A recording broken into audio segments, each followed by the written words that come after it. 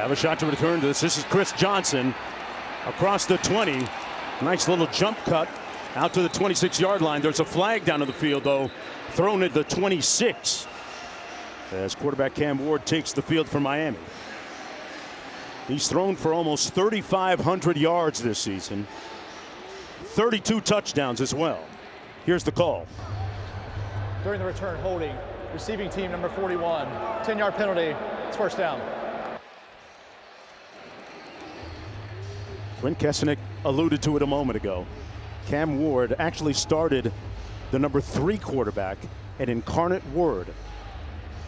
Played there a couple of seasons, then 2 years at Washington State, and finishing up here on Senior Day at Miami. And look at the healthy numbers that he's put up this season. Leads the country in touchdown passes. First and 10, they're going to hand it off to Damian Martinez. One half of a very talented running back tandem. Kendron Wayman making the tackle for Wake Forest. No gain on the play. It'll be second down and 10. See Mark Fletcher rotate in from time to time with Martinez. Ward back to pass. Gets it out to the 20. Pass complete to Isaiah Horton. He'll be stopped about 3 yards shy of the first down by Kelly. And those are the types of passes that Cam Ward has to be content taking all day long. Those easy access throws where the corner's off, a short out route. It's just an easy pitch and catch, and it gets you into a 3rd and short. Statistically the best 3rd down conversion team in the country.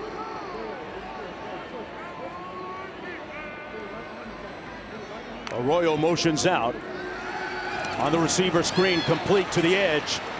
And that's going to be barely enough for the first down to Jacolby George. Brought down by Kelly. So they move the chains on their first series. It's a nice job of Miami of motioning out the tight end Elijah Arroyo to help that block on the quick screen.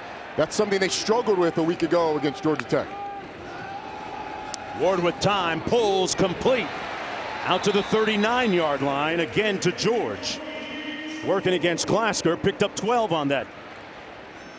Mentioned Glasgow being back in. Jamari Glasgow has missed the last 3 games for Wake Forest. Should help them with their coverage on the back end, but Wake Forest playing a lot of off coverage so far, and Cam Ward being patient, taking the throws in front of those corners. Ward gets it out quickly again. This is their leading receiver, Restrepo. Made a great move to pick up the first down again. Xavier Restrepo has rewritten the Hurricane receiving record book this season. How about the catch? I mean, this is not an easy catch. Down and outside, Restrepo makes the play, and I don't think he gets enough credit for how dangerous he is after the catch. He is, as you said, the leading receiver in Miami history. He's got great hands, the ability to make extra yardage after the catch. And there's a lot of great ones that have come through the doors in Coral Gables. First down and 10 for Miami. Ward has been perfect so far. Fires again, still perfect. Restrepo with his 2nd reception for another first down. He was working against Evan Slocum. He is diminutive but extremely dynamic. He picked up 11 yards.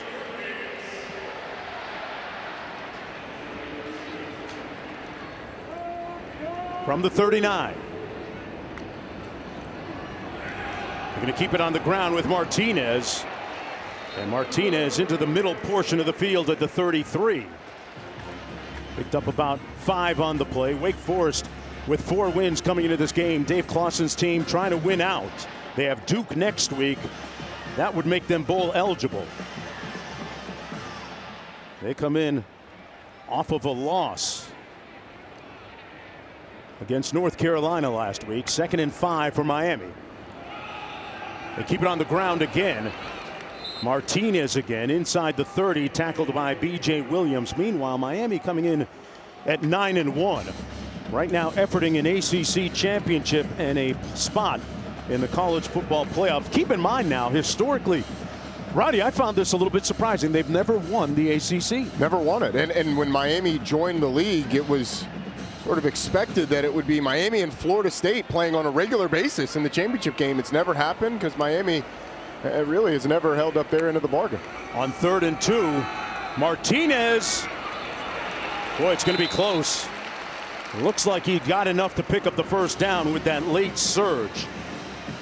Hazen and Slocum brought him down. A 3-yard pickup for Damian Martinez, the Oregon State transfer, and a great story when you look at the dynamic relationship between he and Fletcher. He is a heck of a back. Two-time first-team All-Pac-12, decides to come to Miami and have his carries cut because he's got another back in the backfield capable. Put his hat down and plowed right over and through a defender, Evan Slocum, who took some smoke. A 9-yard gain on the play. Look at Martinez. 230 pounds, but look how low he gets on contact. Evan Slocum isn't able to get his arms around Martinez, isn't able to get him wrapped up. Martinez gets about 8 extra yards after contact. Jordan Martinez, erstwhile of the now gone Pac-12 conference. On 2nd and 1, Ward hands it off to Martinez again, and he moves the chains. He was upset that he couldn't take that a little further. Glasgow with the tackle after the pickup of 4. And the beat goes on here on this opening drive for Miami. Yes, it does. And with Damian Martinez from Oregon State a year ago, Cam Ward from Washington State a year ago, the remaining 2 teams in the Pac-12 play each other today. It's the de facto Pac-12 championship. How about that? First down and 10. Ward hands it off to Martinez, trying to get to the edge, and stopped up after a gain of about 2. Kendron Wayman, the first one to get there for Wake Forest. Last week, North Carolina had a little bit of success running the football against them, Roddy. They had a ton of success running the football against Wake Forest, particularly up the middle. Miami has had some success as well, although these are the situations where Wake's defense has to capitalize. You get a short gain on first down, making it 2nd and long. You've got to force some sort of incompletion, take away the easy throws for Cam Ward, because he's been taking them on this drive. On 2nd and 8. Martinez in the backfield. Restrepo in motion. Ward to the corner. Touchdown, Hurricanes. George.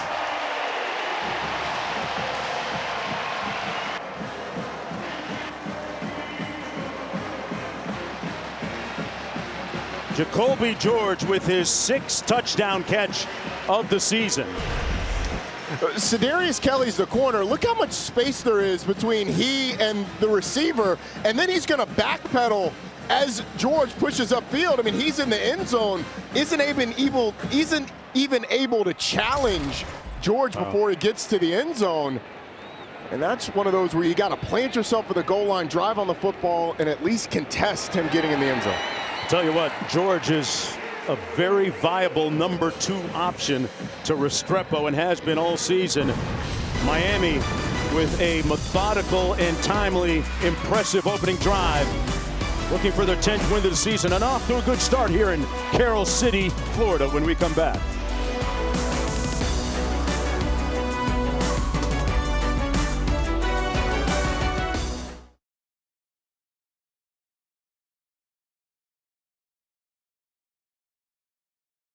Now, Mark Jones, Roddy Jones, Quint Kesnick down to the field. And the kick comes down at the goal line. Well, Miami suffered its first loss a couple of weeks ago in wake of that loss against Georgia Tech. On the field for the first time against Wake Forest here. 1st and 10 from the 25. Bachmeier looking to pass. Not much time. It collapsed on him. Basaint made the tackle. Wesley Basaint. This is just a violent blitz by Wesley Basaint. Goes right through Demond Claiborne, the running back.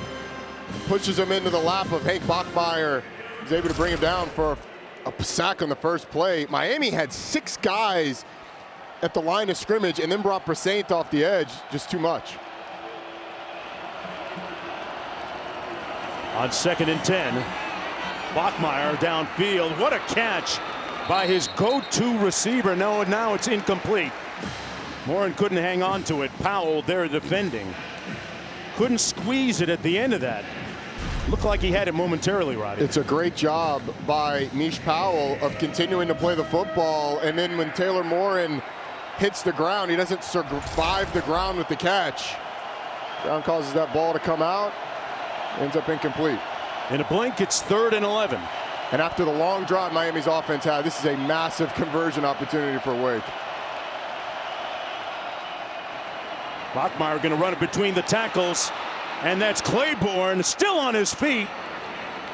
And he's going to pick up enough for the first down. A determined run by Demond Claiborne, who racked up almost 100 yards last week against North Carolina.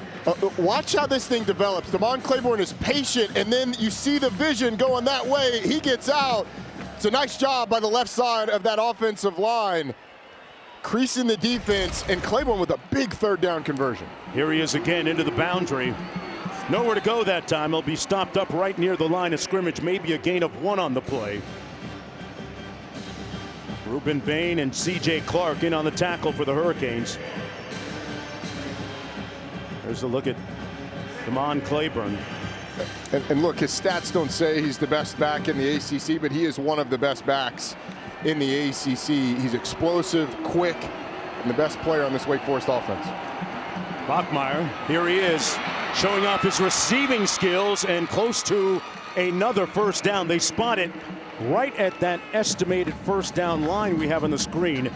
And he had a great stiff arm on Alderman near the end of this run, Roddy. And if there's a place that you can attack Miami, it is in the secondary. They struggled tackling a week ago. And how about the little stiff arm that he puts in the chest of Jalen Alderman? He's actually a linebacker, but this secondary struggled tackling a week ago, and this defense struggled stopping the run. 1st and 10 from the Miami 49. There's that slow mesh they like to run, and the pass complete. Forward progress around the 35. Marin, tell me about the slow mesh, Roddy, and what impact it has. Well, it takes patience by the linebackers. It makes you declare whether or not you're going to be in the run game or the pass game. You saw the 2 linebackers triggering, coming downhill. Hank Bachmeier has his eyes downfield, inches towards the line of scrimmage, looks, and then delivers to Taylor Moore. Just puts a lot of pressure on every level of the defense. Another first down for the Demon Deacons. Bachmeier moving the pocket, taking a shot wide open. That is room service. Touchdown, Mays.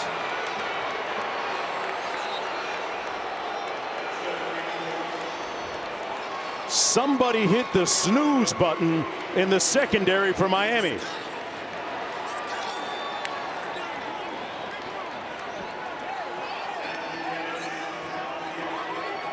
And they're an extra point away, Roddy, from tying up this game for Mays. That's his 2nd touchdown catch of the season. What a response drive from Wake Forest. They were faced with a 3rd and long. They were able to convert on a run.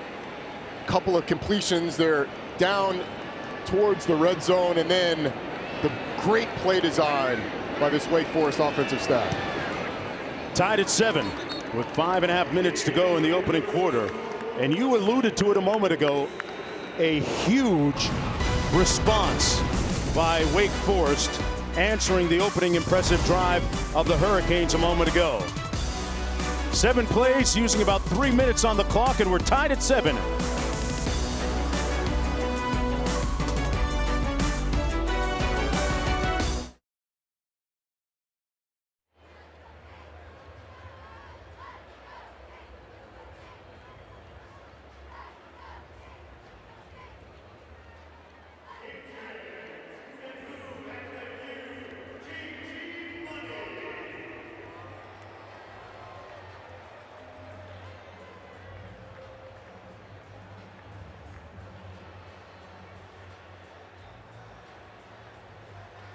ESPN College Football is presented by Tyson Brand, always been Tyson, and in part by Ashley, for the love of home.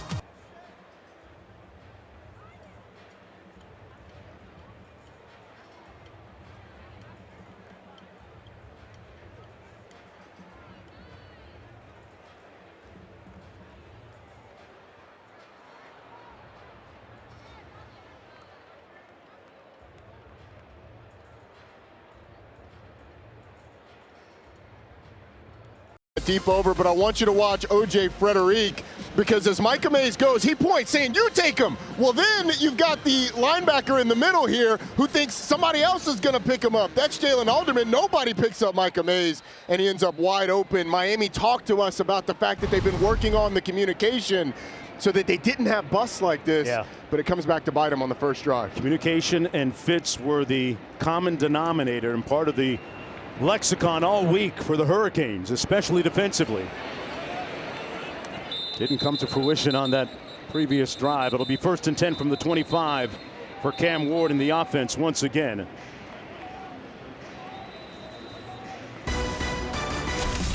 We're going to pay a few bills first, and before we go away, Bachmeier was pretty amped.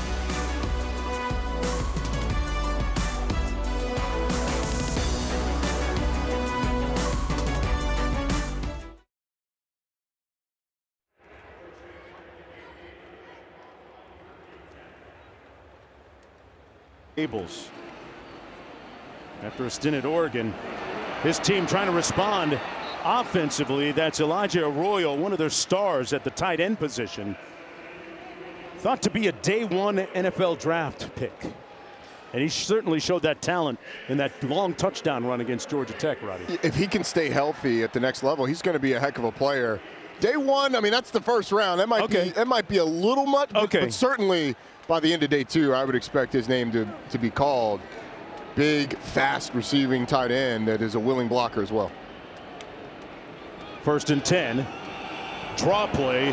This is Fletcher getting his first series in the backfield, and Fletcher picks up about 5 on the play. Glasgow making the tackle. This is how football should be watched.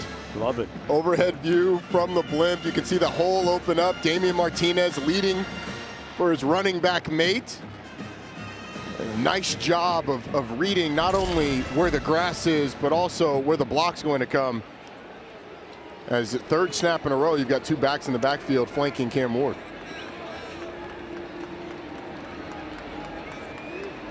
Second and 5. Martinez motions out of the backfield. Ward pulls complete, and it's Arroyo again for the first down. A little over 4 minutes to go in the opening quarter. Remember, on their first series, they milked a lot of clock, about 6.5 minutes, and got the score. That one good for 13. Cam Ward is picture perfect so far.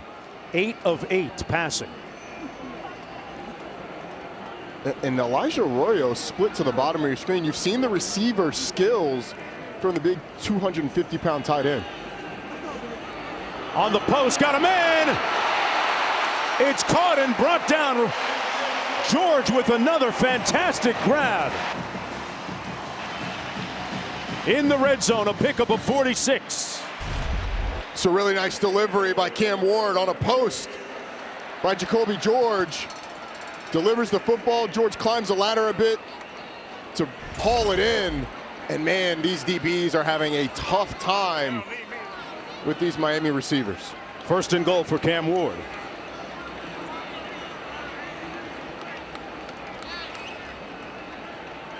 Got the 20 personnel in again. Fletcher gets the call, trying to stay on his feet and drag down to the 7-yard line. You know, last year had a chance to call Cam Ward's game at Washington State.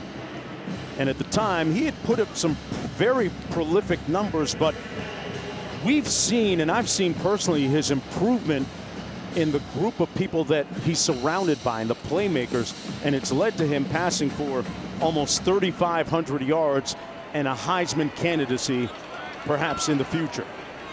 2nd and goal.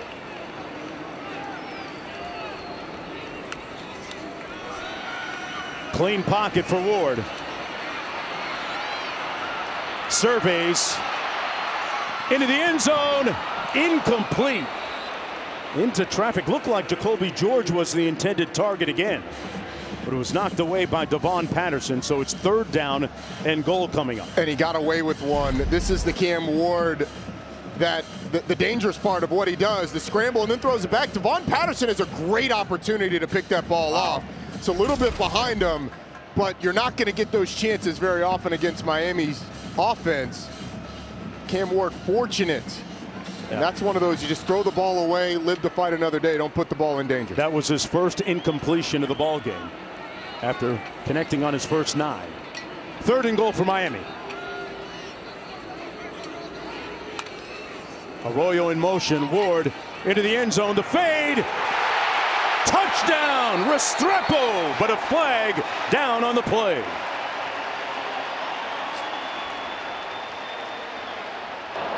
Pass interference. Offense, number 3. 15-yard penalty. It's still 3rd down. They're going to call that against Jacolby George.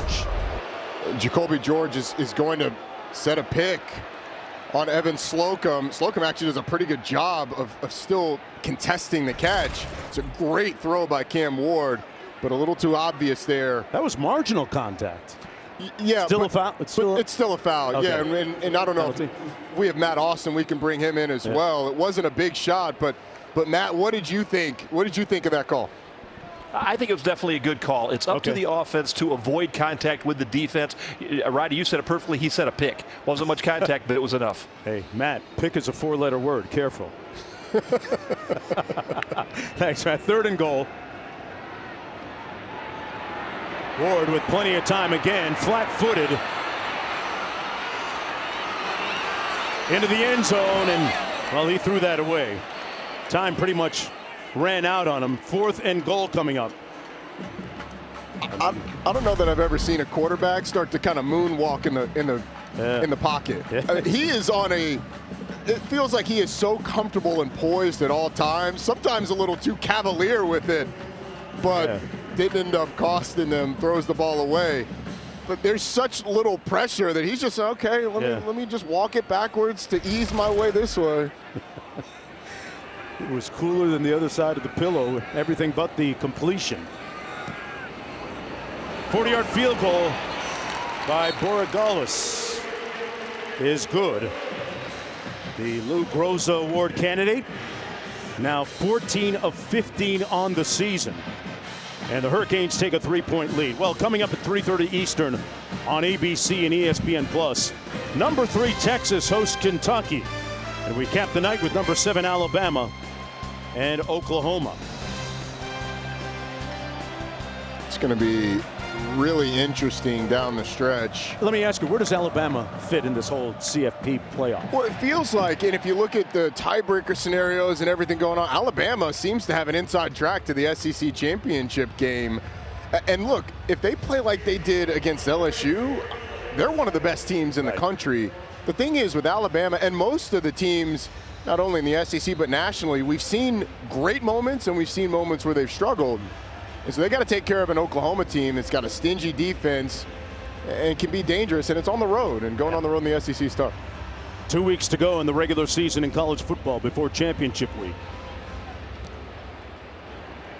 That last drive, 8 plays, 53 yards, resulting in that 40-yard field goal. Let's check in with the studio. Guys, what's good?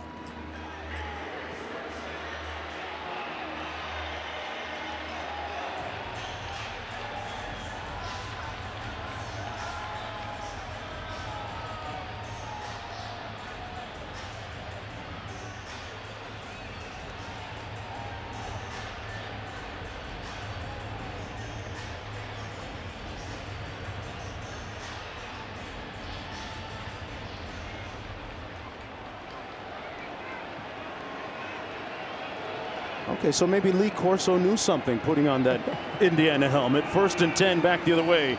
Claiborne, who was productive in that opening drive. Now let's take a look at this week's college football playoff rankings brought to you by Goodyear. Ohio State, Indiana, 7-0 right now in favor of the Hoosiers.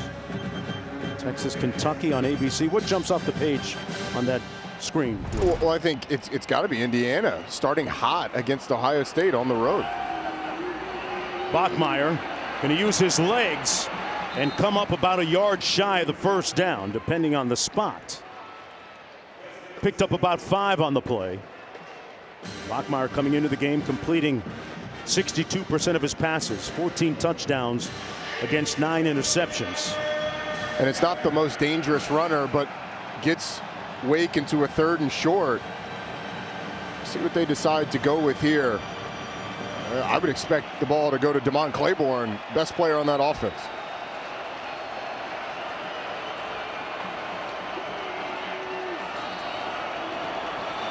Play clock down to 5. Fields in motion. Claiborne gets the call, and it looks like he's picked up enough to get the first down. Gained a Been pre-snap, even before that. O.J. Frederick's trying to go this way. They point him back that way. Defensive, it just seems very frenetic. Anytime adjustments need to be made. Shout out to our crew, though. Our camera guy, Chase, who takes care of us up in the booth, found that shot with those DBs. Our camera crew is the absolute best. Amen. They're going to hand it off to Demond Claiborne. Picks up a yard on the play. Mesidor making the tackle for Miami. Yeah, lots to be thankful for as we head into Thanksgiving week next week. Our camera crew, one of the things. 2nd and 9.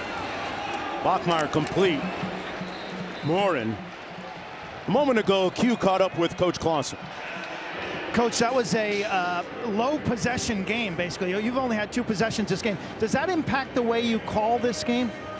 No, I think that's got to be part of our formula today, that they make a lot of explosive plays, and if we can force them to drive the ball and take time, and then the key is forcing field goals in the red zone.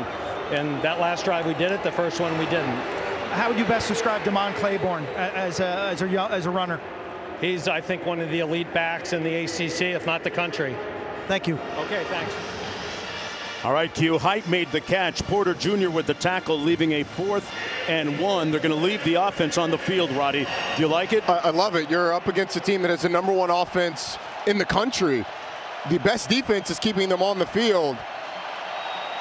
So I like the decision.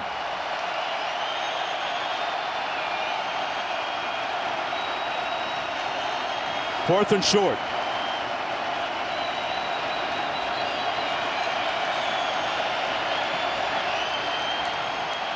Claiborne will pick up the first down. They're going to give him a favorable spot. This is the play before on that 3rd down. The linebacker is trying to communicate. You see Basaint holding his arms up. Communication is still an issue, and it's one that Miami has to solve, not only for this game, but down the line. Yeah. Georgia Tech stressed them in a million different ways with shifts and formations to get basically to the same plays. Wake Forest not quite doing it to that level, but still causing confusion. Somebody in that secondary is turning the group chat green. Yeah. Bachmeier downfield, a little bit high and incomplete. Intended for Mays. It'll be 2nd down and 10. Pardon me, that was intended for Green. Donovan Green has been relatively silent so far. Remember, the Hurricanes, believe it or not, folks, look at that graphic. They have not taken on a ranked team this season. They have teams on the schedule that have been ranked in the past. Louisville was ranked. Yeah, at the time, out of the backfield, Claiborne with a nice catch and run. Stopped up 5 yards short. With 3rd down coming up now for Wake Forest. Trying to keep that Miami offense off the field. This Wake Forest team, 2 for 3 on 3rd downs and then 1 for 1 on 4th down. So essentially they have been perfect on those critical conversions. They've already gone for it once. So this is 4 down territory here for Wake if they're able to get positive yardage.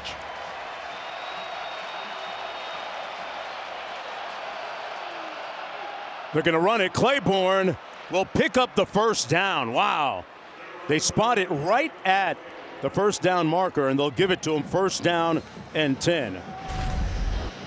Well, this hole is created by the fact that it's a 3rd down, and Ruben Bain rushes up the field like he's expecting pass. So Demond Claiborne just goes right where the defensive end left. It's a nice job of Wake calling a run in a scenario where most of the time it's going to be pass. Ruben Bain, a guy that hangs on Coach Taylor's every single word. Jason Taylor, Hall of Famer, one of the coaches on staff at the University of Miami. They're going to keep it on the ground again.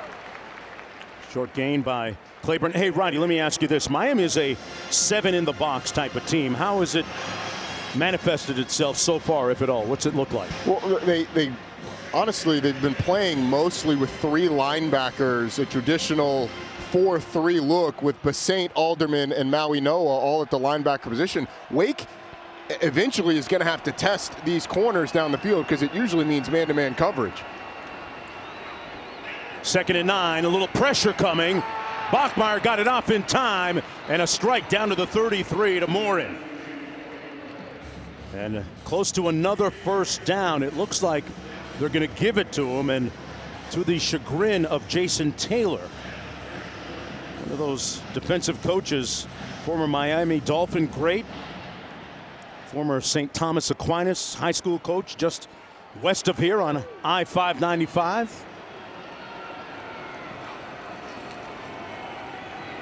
There's that slow mesh, and they're going to gash that front again with Demond Claiborne, and another Deacon first down. Frederic making the tackle, a 10-yard pickup, Roddy. Well, the slow mesh certainly causes some confusion, but watch number 9 here on the edge. That's Tyler Barron, who's held by the potential of the quarterback run, and then the right side of that offensive line just collapses it down. You can't give Demond Claiborne that type of room, or you're going to have chunk plays all day long. On 1st and 10. Boy, they faked the reverse. Claiborne doing everything. Broke a couple of tackles to pick up about 6 yards. But incredible prestidigitation, his handiwork here, Roddy. Watch Demond Claiborne. It's like he's doing a crossover. I'm going this way, no, back that way. I don't know that it was supposed to be a fake. It looked like it might have been an actual reverse, but Basaint blows it up without actually making the tackle in the backfield. That's magic by Demond Claiborne. What about that? 2nd and 4 as a result. Bachmeier on the out, caught by Claiborne. It is Morin that time. Basaint pushing him out of bounds. Morin and Claiborne, 2 big pieces so far. Check out from above on the blimp. I'm telling you, it looked like an Iverson crossover. Yeah. I mean, you're in basketball mode. Yeah. He did take those ankles. Yeah, you bring it out wide, right back to the other side. 1st and 10. This time nowhere to go for Claiborne. Closing in on 1,000 yards on the season. They said the goal was to get him about 20 to 25 touches per game. Some of those zone running schemes they like to employ. 2nd and 11 coming up. There's a look at where he is today. 47 yards and counting. The 17th play of the drive coming up for the Deacons here.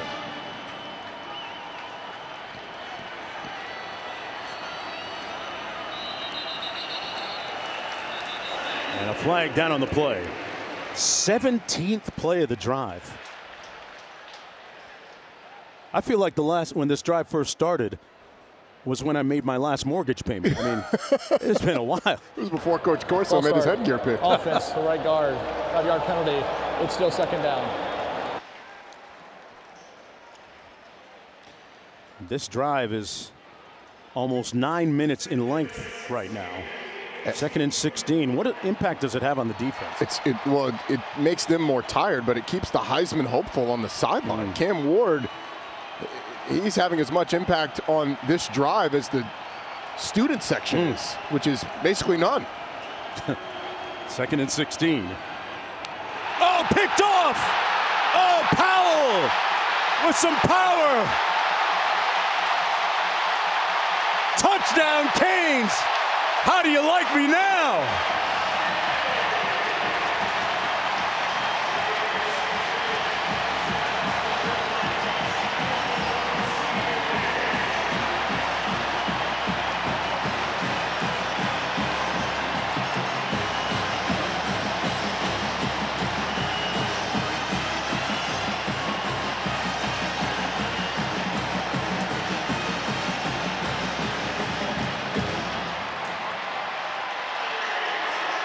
A catastrophic turnaround for Wake Forest, and conversely, well, we were talking about communication or the lack thereof. Well, that time it was an education in communication, Roddy, for the score, a pick 6. Sometimes players make plays, and Mish Powell just went out and made a play for that defense.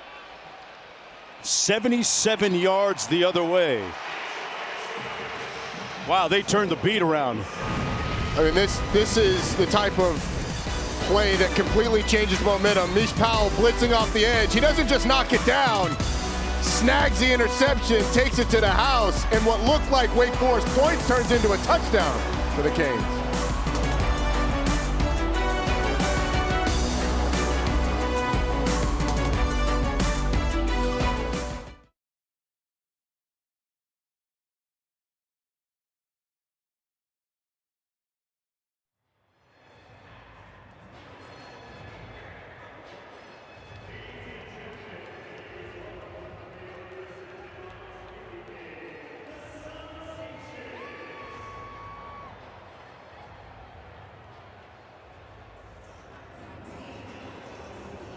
And his teammates walking on air. Look at that. Yeah, he got some glide in his stride. I'd be What a play. floating in the end zone too. You make a play like that. You get that blitz call and you think, all right, I'm going to play my responsibility. Surely he's not going to throw this ball. He throws it. You catch it. Float right on in the end zone. He was. I used to think moonwalking was a thing. Look at that. 7:50 to go. This is Claiborne, who has had a profound impact on this opening half, and even more now. Claiborne on the loose. Got some real estate in front of him. Claiborne, how do you like that answer? Wake isn't fake. What a touchdown run.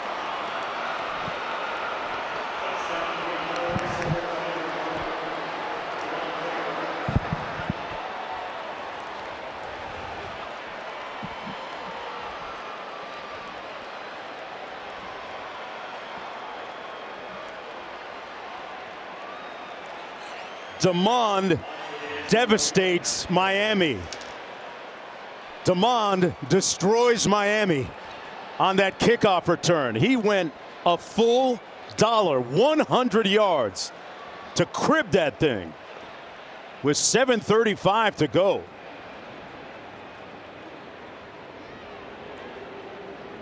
And in a blink, it's a three-point game, Roddy Jones. How about that? What a swing that we've had. Wake has a 17-play drive. They throw a pick six. Kickoff, and the guy who was the state champ in the 100 in Virginia showed these Miami boys that Virginia speed might be a little faster than that South Florida speed.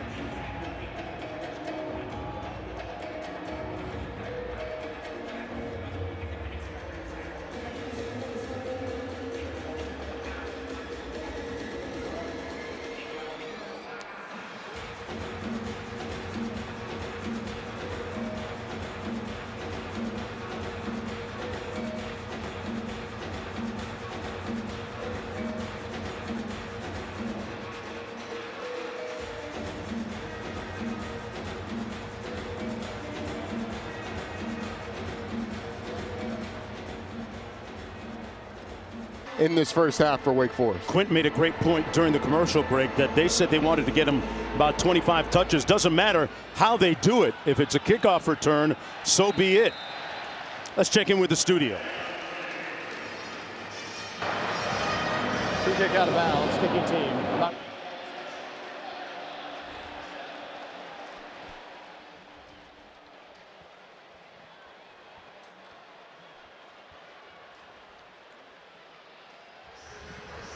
All right, Miami's offense going to take the field. There's a flag on the kickoff because it went out of bounds before making it into the end zone, so it comes all the way out to the 35-yard line. There's a look at the recent scoring.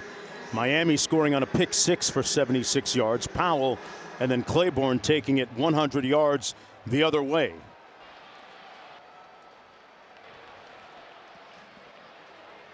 First and 10 from the 35. Ward hands it off to Lyle. Jordan Lyle seeing his first action and an auspicious debut. Jordan Lyle picks up the first down. So we've seen Martinez, Fletcher, and now Jordan Lyle. A good complement of running backs. He picks up 10.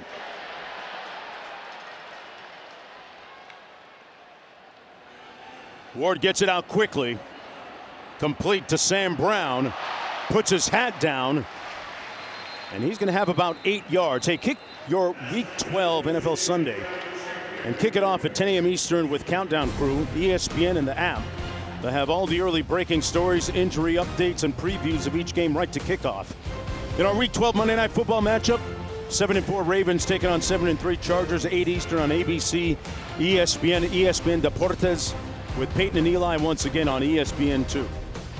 2nd and 2. Feels like we haven't seen that much of Cam Ward here today. We haven't. It felt like it's been 30 minutes since he's been on the field because of that Wake Forest drive. Between the tackles, Lyle pounding away for another first down deep into Wake territory at about the 35. This Miami offensive line is big and physical. That was a wide open hole for Jordan Lyle to burst through. And again, this Wake Forest defense really struggled against North Carolina a week ago in terms of stopping the run. We'll keep an eye on Jasheen Davis, one of the top players on that defensive line for Wake Forest. Ward complete. About a 2-yard gain once again to Sam Brown Jr. Transfer from West Virginia. Picks up a couple of yards. 2nd down coming up. Cam Ward really the glue that has held that offense together all season long. He's the beacon. 2nd and 8.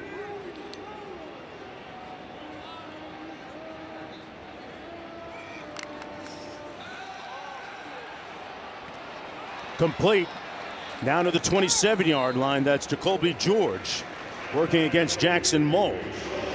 And a 3rd and short coming up. For gain of 7. What do you like in terms of a play call here, Roddy? Well, I think they're going big. They're bringing in a couple of extra tight ends. Riley Williams, Cam McCormick coming in the game. So I would expect they're going to try and throw it, or they're going to try and run it right at Wake Forest. Actually, 4 tight ends in the game for Miami. Elijah Lofton in the backfield as well. With the jumbo package, they're going to run it. Martinez bouncing it outside and then picks up the first down just inside the 25-yard line. They move the chains on the gain of 3 by Damian Martinez. Interesting story. He transferred from Oregon State. When he first went into the portal, Mark Fletcher, his fellow running back, was instrumental in making phone calls and persuading him to come to the University of Miami, knowing that he would get fewer carries. Shannon Dawson, the offensive coordinator, told us that sometimes those guys are fighting for who gets to block for the other one. They have such a good relationship. 1st down and 10. Ward completes another one to Restrepo. There's a flag down on the play. Restrepo is going to be about a yard shy of the first down. Picked up 9. Illegal formation. Offense. More than 4-player line on the back end of the snap. 5-yard penalty. It's still first down. So that's going to come back here on Senior Day. 25 Hurricane seniors honored prior to the opening kickoff this afternoon. Always great to see players come out with their families. What do you remember most about your senior day? Well, we lost. Oh, but okay. Fast forward on that then, bro. Fast forward. It was great. You know, it's a time for your family to come down on the field with you. It's a special time, and the emotions of the last time in the stadium that back in my day you spent so much time in. Now a lot of these guys have spent time in multiple home stadiums. Right. So it's probably a little different, but certainly still special. Did you cry? I did not. Anyone in your family? I think my pops did. Okay. Here's Martinez between the tackles. Going to pick up a yard on the play. 2nd down coming up. Lovichin making the tackle. Let's go down to Q for more on Cam Ward.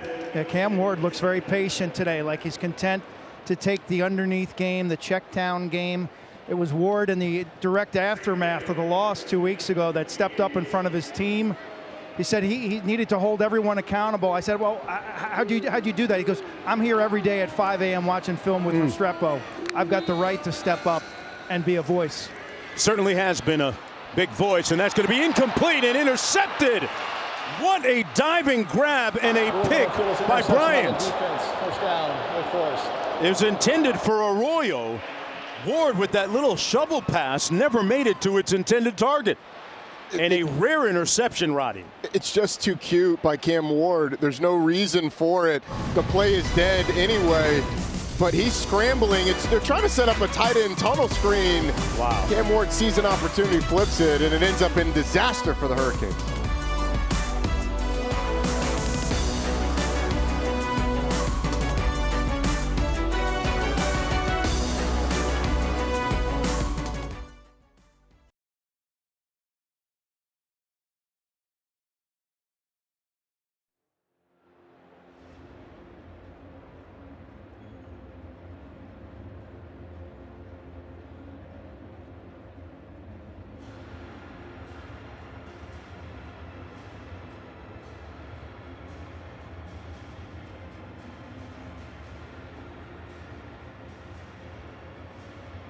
In the pocket has a unique type of demeanor and disposition in the pocket, sometimes appearing to be a little bit casual, and here it costs them. It does. It turns into, the play's dead once Wake sniffs out the tunnel screen, turns into backyard football when it should have just turned into throwing the ball away. Well, every time Demond Claiborne touches the ball, something happens, but he's right now going off the field. That was Tate McCarney. Let's get an update from Q on that. He spent a quick minute in the injury tent and then popped out and then just jogged off the field towards the end zones, the Wake Forest locker room in the left end zone. So it didn't limp. I didn't see anything. We'll try to figure this thing out. Yeah, he did appear to vomit. We saw it on camera moments ago after running back that kickoff for 100 yards. 2nd and 9. There's the slow mesh. Bachmeier is going to choose to run and is brought down about 3.5 yards shy of that first down with about 2:10 to go here in the opening half. This is a pretty kind description when talking about the reversal. Demond Claiborne appeared to vomit. He could have spit some water out. This is a lot of water he was on in his mouth. A reversal. Yeah, that is new. 3rd and 4 coming up. We have the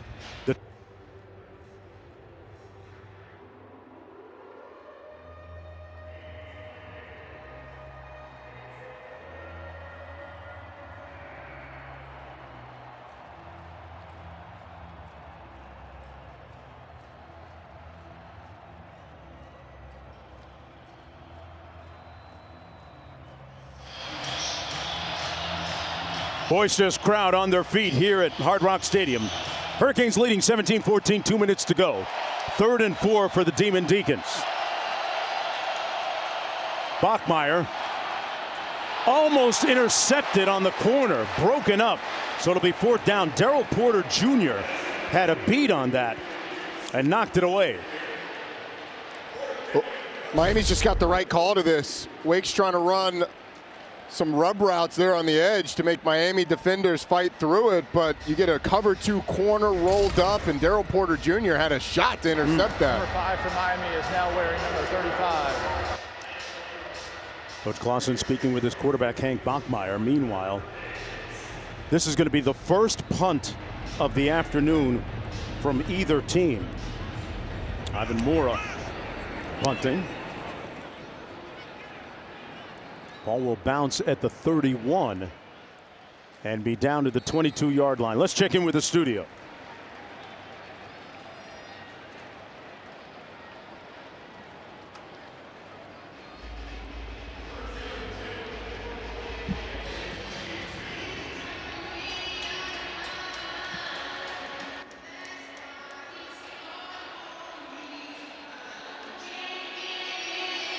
All right, 1st and 10, Miami. 1:46 to go. Cam Ward at quarterback, a young man who if you don't already know, keeps good company. Worked out with Shedeur Sanders and Hiram Drones of Virginia Tech during the summertime. They share a common skills coach. Arroyo in motion on 1st and 10. Ward gets it out complete to Martinez. Got a nice block on the edge from Arroyo. Stays on his feet and picked up 13 yards. And Ward has a very meticulous warm-up routine that he does prior to every game. Roddy, a lot of band work and core activation, shoulder activation. Yeah, and you see how diligent he is in going through it, trying to get the entire body warmed up. All of Darryl Colbert Jr.'s quarterbacks tend to do that. Arroyo with a gain of about 13. There's a flag down on the play. I was really mesmerized by some of the equipment, though. Was that a rubber-shafted golf club or something? Whoa. Holding. Offense number 7. 10-yard penalty. It's still first down. I see you and Q in the weight room with that funny-looking equipment, making yourselves. What is that? I don't know. It's some sort of weighted ball on the end that helps you activate the hips and swing. Q knows. Q, what is that thing? It's like a rubberized weight. You sound just like me, back. Q. It would probably break my back in multiple spots if I tried to twist with that thing. Well, Look, Cam will walk around the field and dribble a football like I've never seen before. He's a former high school basketball player, but that skill to bounce the football back up consecutively as he circumnavigates the entire field. A lot of dexterity with those hands and fingers. Showing it right there, complete to Sam Brown Jr. He's going to be 4 yards short of the first down. 2nd down coming up. Hazen making the tackle on the play. A 16-yard pickup. And with the amount of zone coverage that Wake Forest is likely going to play on this 2-minute drive, it's about Cam Ward being patient and finding those holes. And he did it there, went through his progressions and found the open receiver. 2nd down and 4.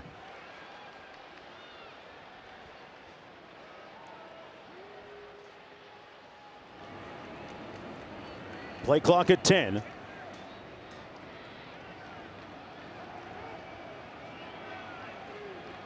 Play clock at 3. Complete on the quick slant out to the 46-yard line. That's Horton. And they pick up the first down on the 6-yard gain. Miami with all 3 of its timeouts remaining. Borregales with a 56-yard field goal as a long this year. So he's got good range as Mario Cristobal calls a timeout. We'll see what this flag is. It's an illegal procedure by the offense. There's False start. Offense. Not on 11 players were set prior to the snap. Wow. 5-yard penalty. It's still first down. Miami has elected to use their first charge timeout to avoid a 10-second subtraction. It will be 30 seconds. Well, the issue, I think, like you get the first down and you're in the field of play, that's where you take the timeout. I understand wanting to go fast to keep Wake on the field, but in that situation with 3 timeouts, you can just take the timeout so you're not having to go through that frenetic rush to the line of scrimmage. This is the first charge timeout for Miami. It will be 30 seconds. And you end up having to burn the timeout anyway. Right. I mean, this is Cam Ward's looking like, hey man, we should go ahead and snap it, but it's a 30-second timeout. Gotta wait, yeah. Wake could go to the sideline right now. Hey, aerial coverage today provided by Goodyear, folks. Road tested and game ready. Are you ready for the road? Goodyear. More driven. Ward with a clean pocket. Gets it out to Arroyo. Got a first down inside the 30. Pushed out at about the 27 by Devon Patterson with 47 seconds to go in the first half. This is a nice delivery by Cam Ward. Elijah Arroyo working his way from the right side of the field to the left, and he just consistently creates chunk plays for this Miami offense. 31 yards on that chunk.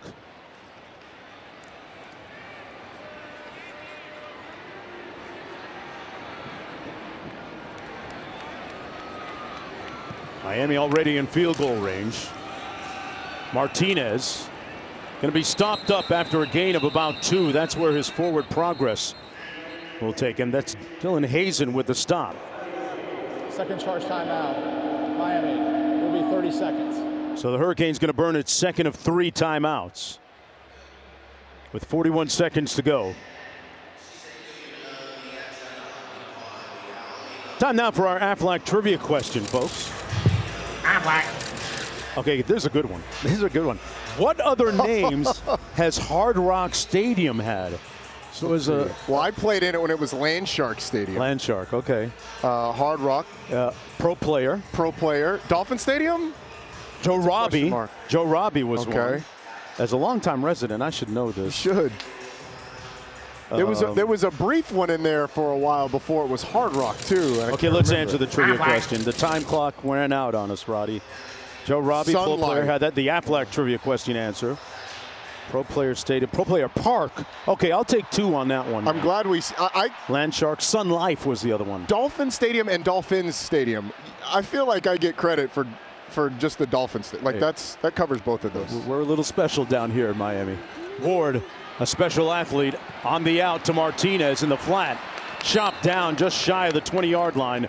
Good open field tackle by Evan Slocum. Makes it 3rd down with 33 seconds to go. A gain of 5 on the play. In Miami, 3rd down situation, so the most important thing is getting the 1st down. And then likely you're going to clock the ball after you get that if you're in the field of play, wanting to save that last timeout just in case you need it. Horton, their tallest receiver, split to the top of your screen. The lanky 6'4" receiver, always a threat. Timeout. Wake Forest. It'll be 30 seconds. Demond Deacons going to use one of their 3 timeouts with 33 seconds to go. You know, the University of Miami experience is a little bit unique when you consider the fact that the location of the campus is down in Coral Gables. And then the stadium, let me see, I know some good shortcuts to South Beach. You go over 395, the causeway to get to South Beach, then across to 95, up 95 to the stadium here. And round trip, that's what it looks like, or at least one way, 26 miles from Hard Rock Stadium to campus. I can get you a good Cuban sandwich somewhere, Roddy. I bet you can. And Red Rooster downtown too. Some good, every corner. Some good chicken and absolutely. I thought we had the palatial estate of Mark Jones on that map last time. Unmarked. 3rd and 3. Cam Ward trying to eat right now. Completes it to Arroyo. It's going to be 1st and goal with 1 timeout remaining. Ward wasn't playing with his food on that one. Got right to business with 22 seconds to go. 12-yard gain and a chorus of boos showering Slocum and Wake Forest as he grabs his left calf. And I sense a little skeptical nature behind that boo. In this day and age of college football, when you have a guy go down with something that seems like a cramp after a 1st down, it does raise questions as Slocum is sort of making his way. And anytime you're looking towards the sideline when you go down, that's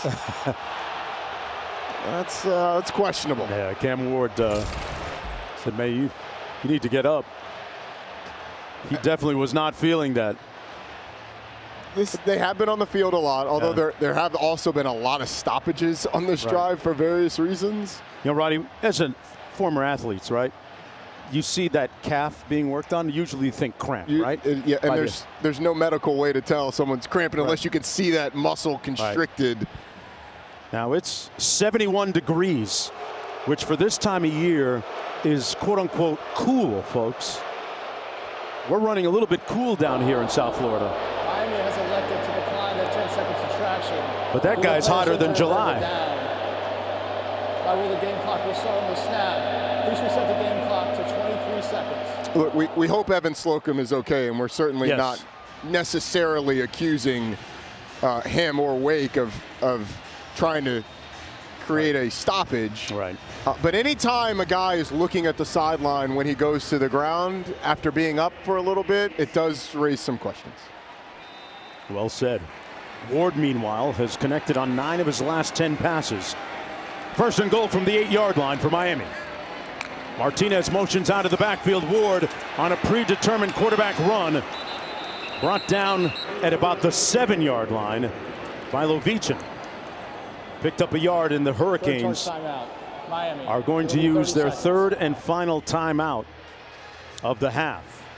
Looking at second down and goal with 18 seconds to go. So you're thinking that's at least 2 plays, right? Yeah, Miami's got plenty of time. Right. As long as Cam Ward doesn't go superhero mode and scramble around in the backfield, they're going to have time for 2 plays to the end zone and then potentially a field goal.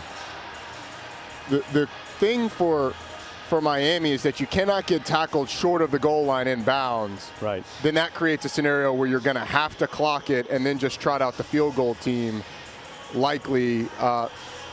So if you're Cam Ward, the thing that you're thinking is, I'm going to go through my reads quickly. If I can deliver it in the end zone, you do it. If not, throw the ball away. Throw it out of the back of the end zone. Live to fight another play. You saw Evan Slocum, Roddy, back on the field for Wake Forest on second and goal. Glad he's recovered.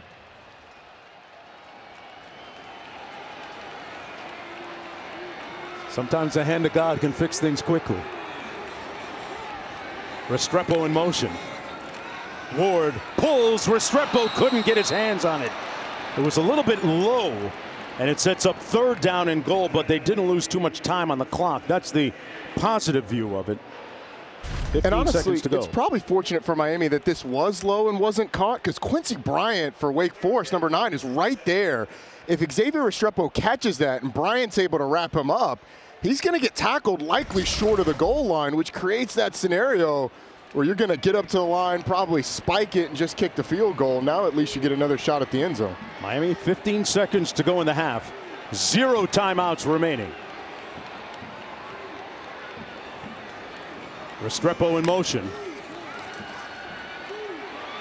Ward backing up and wisely throws it out of the end zone using much better discernment that time, throwing it away as opposed to that shovel pass that was picked off a couple of series ago. So in comes Andy Borregales to attempt a field goal. The judgment of Cam Ward was tremendous. You could see, you almost feel that he wanted to go into that scramble mode, but good job by the Miami coaches coaching him up there, giving him the reminder and giving him the opportunity to kick the field goal. Borregales is 14 of 15 on the season. Connected earlier from 40 yards. This one coming from 25. High snap, but they get it down and it's good. Hurricanes leading by 6 points. As they came into this game heavy favorites. So, Mark, that's also a win for Wake Forest defensively. Okay. Dave Clawson told Quint, Miami's so explosive offensively. The thing is, if they get in the red zone, you got to hold them to field goals. They've now done that twice. So Miami not able to punch the ball in. And Wake's still in this game. They get the ball first in the second half. The time of possession is just slightly in favor of the Hurricanes. 16:24 to 13 minutes and 17 seconds. There it is. This game has been characterized by long, protracted drives for both teams. Not a ton of big plays, which favors Wake Forest. Miami wants to have that explosiveness, but the red zone issues that Miami has had in this one and some questionable decision making at times by their quarterback has sort of led to this being a game. But Wake's give their offense a lot of credit. They've been able to drive the ball. Claiborne not back deep, but they still squib it. They like to kick it away from the kick returner, Deuce Alexander. And that's going to be halftime. Miami Hurricanes, everything for them extremely well.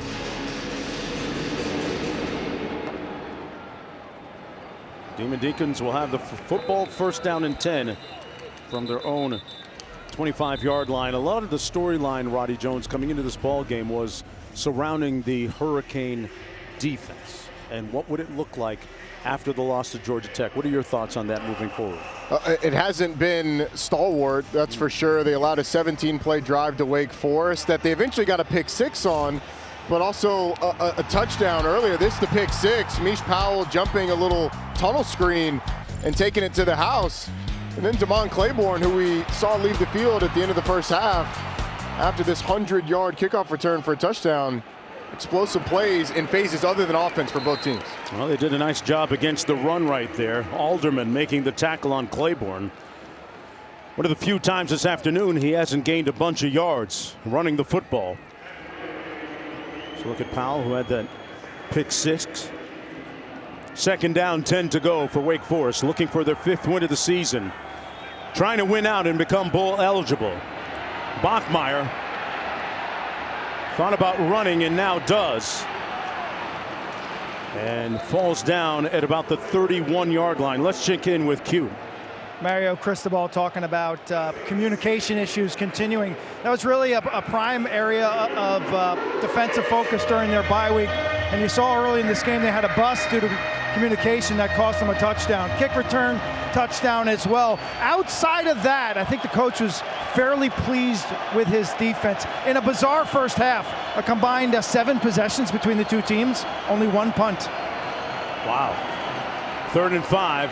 Bachmeier almost intercepted again by the same guy, Powell. He had a beat on that, and it's a quick 3 and out for Wake Forest.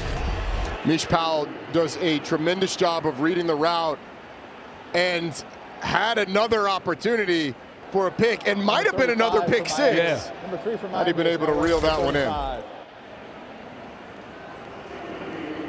Ray Joseph for Miami standing back at his own 25-yard line. Morrow with his second punt. There's a look at punt returner Joseph on 4th down. A high spiral, a moonshot, and he had just the right spin on it too. It'll be down to the 15-yard line, no return. It will, at least in the top 5. Yeah. Either Ohio State or Indiana going to lose. How far does the loser of that game drop? That's probably the biggest question. Ward gets it out quickly to Arroyo, and he's going to be stopped up right at the line of scrimmage by Devon Patterson and Branson Combs.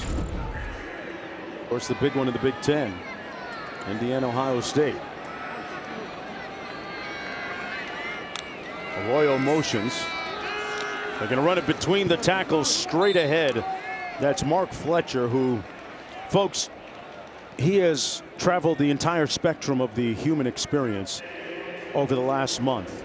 So it was about a month ago that Mark Sr. passed away, his father, who was a very prominent force, present force in his life, always at his football practices, played a vital role in becoming the outstanding citizen and football player that he is today.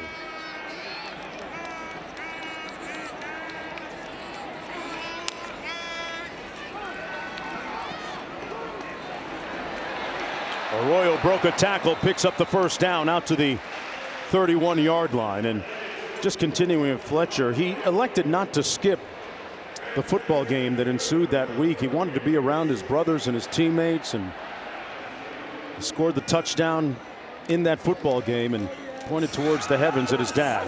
And here's Fletcher on cue, straight ahead for a bunch of yards, brought down by Combs. And so often through those times of hardship and tragedy and pain, it's where the best of football teams can be shown. The way this team has rallied around Mark, and how, as Coach Cristobal said, Mark has inspired them through the process of grieving his lost father as well. Ran it again for 4 yards that time. Kevin Pointer making the tackle on Fletcher.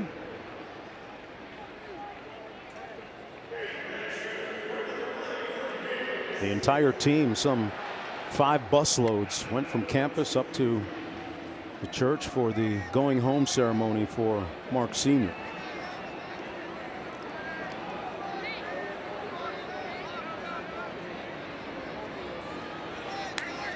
First and 10 from the 42. Ward incomplete for Restrepo. Ronnie, is it just me, or has Restrepo been somewhat unimpactful so far? Not as much as he usually is at this point? Yeah, I would say that's fair. A lot of that's the way Wake Forest is playing. The ball has gone out to the perimeter a little bit more. But that's not the first time we've seen Cam Ward on one of those short passes to the flat be a little off target. Those are layups that are typically made by this Miami offense, and Ward's just been a little off. Got 2 catches for 23 yards. Ward kept it and was sacked back at the 33 by Jasheen Davis, who has responded to challenges from the coaches in the last several weeks. Big play there, setting up 3rd and long. Jasheen Davis is right here, and CC Maui Noah is asked to come out and block him. He kind of steps down and gives Jasheen Davis the angle. They turned him loose. Basically, yes. CC Maui Noah trying to solidify the inside before getting out, and Jasheen Davis the quickness to get around and force a 3rd and long. Ward downfield into traffic, almost intercepted at the 37 by Nick Anderson. So it sets up a 4th and 17 despite the thumbs up from Ward. It was intended for Isaiah Horton. And Miami will have to punt from its own 35-yard line. First punt of the day for Miami, and after a first half where Wake's punt after they picked Miami off was the only punt that we saw.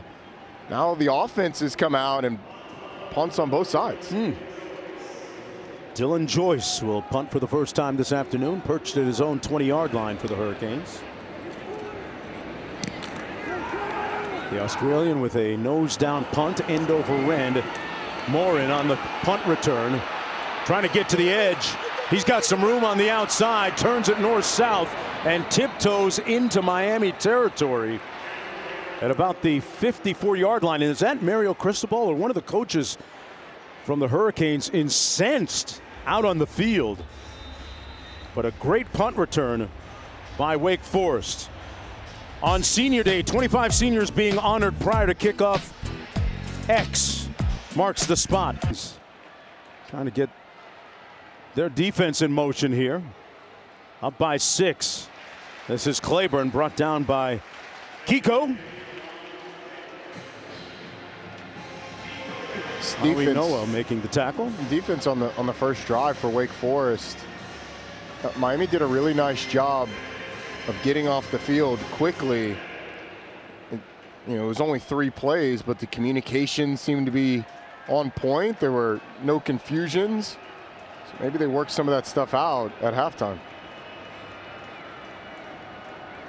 And a lot of 148 total yards. You saw the graphic right there. This is Demond Claiborne again, dancing between the tackles, nowhere to go, going to be stopped up after a gain of 2, setting up 3rd down, about 8 to go, under 9.5 minutes to go here in the 3rd quarter. So in stark contrast to the start of the football game where Miami marched it down the field and then Wake Forest answered by marching it down the field, we've had a couple of 3 and outs. And this could still be a rundown for Wake Forest. If they get close, they would likely think about going for it on 4th down. And remember, they popped a 3rd and 11, 3rd and 10, 3rd and 11 on the first drive by running the football with Demond Claiborne. Bachmeier hands it off to Claiborne. He got hit. Good tackle by Kiko again. Maui Noah, the transfer from Washington State. 2-yard pickup and 4th down coming up for Wake Forest. This might be a little too far for Dave Clawson. I was going to ask you. I would think about it. Oh, no. Yeah, there it goes. That's usually a good part of the field to do it, right? Yeah, to go for it? I think 4th and 4 is probably about the break point for Clawson. I wonder what the analytics say about this. It's always interesting. You saw it a moment ago. It did say kick. And another great punt that will be down at about the 5-yard line. Mora again, 44 yards, but more important than the distance, the placement. So it'll be 1st and 10 coming back the other way for the Hurricanes. Well, this season, Allstate will celebrate every field goal and extra point made by participating universities by making a donation to the university's General Scholarship Fund. Thank you, Allstate. Here at Hard Rock Stadium, Mark Jones, Roddy Jones, Quint Kessenich down to the field. Third quarter, 8:01 to go. Miami looking to get back on the winning track after losing to Georgia Tech a couple of weekends ago. Martinez in the backfield. He gets the call. Great pause, great patience, great production. Patterson with the tackle for Wake Forest on the 13-yard run, Roddy. Watch the patience and the pace getting to the hole. Freeze it. The hole opens up right here. And the only way Damian Martinez sees it is by pressing the two blockers in the middle until that hole opens up. Then he's able to jet out and pick up a big gain. They get it out to the edge on the pass. That's Isaiah Horton, brought down by Slocum on the play. Horton has made a major leap this year in terms of his productivity. Native of Murfreesboro, Tennessee. Ward on the quick slant. There's his main guy, Restrepo. X with the catch and run. And another first down. Slocum on another tackle. Well, RPO where Restrepo goes inside the linebacker and Cam Ward delivers it in front of the safety. Here's Restrepo again. Tried to get a nice block on the edge. Loose. They mark it loose. Oh, it's going to be for Wake Forest football. A fumble recovered by Combs. And the Demon Deacons will have the football in fantastic field position. Patterson made the hit. It looked like a fairly routine, nondescript play. Sure did. And then Xavier Restrepo just a little loose with the ball. Oh. Yeah, he's certainly off the ground. Doesn't secure it. Gets kind of, the elbow gets away from the body, gets poked out, and Branson Combs all over it. It's a nice job being physical at the point of attack by Devon Patterson. Not the play. Restrepo obviously upset. Sorry, Roddy, not the type of play you want to be remembered for on senior day. After becoming the school's all-time leading receiver a little bit earlier this year. 6:49 to go in the third quarter. See if Wake Forest can capitalize on the Miami turnover, their second of the afternoon. Bachmeier with nowhere to go, going to be sacked for a loss of 1 by Alderman. Jalen Alderman, transfer from Louisville. And they're fortunate because Taylor Morin, it comes open, he's there, and he's going to go right in between corner and the safety, or the two safeties that jump down. You can throw it right here, but unfortunately, because Wake Forest, the pocket gets constricted, and Hank Bachmeier not able to get the ball there. That pass a little bit high, meanwhile, and incomplete, intended for Claiborne. Sets up a very quick 3rd down and 11 for the Demon Deacons.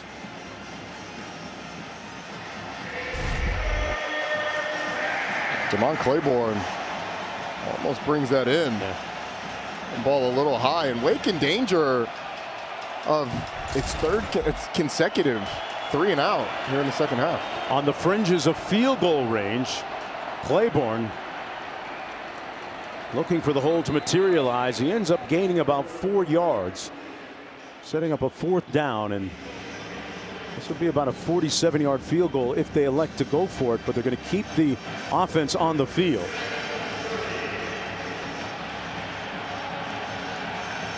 Now, what do you go to here is the question. I think you're looking for a matchup with Taylor Morin against one of these safeties from Miami, if you do indeed decide to snap it.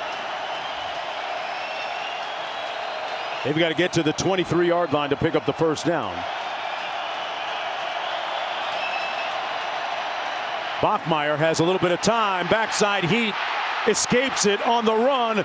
Got the first down at the 20-yard line. Big Bank Hank with a big run that time for the Demon Deacons.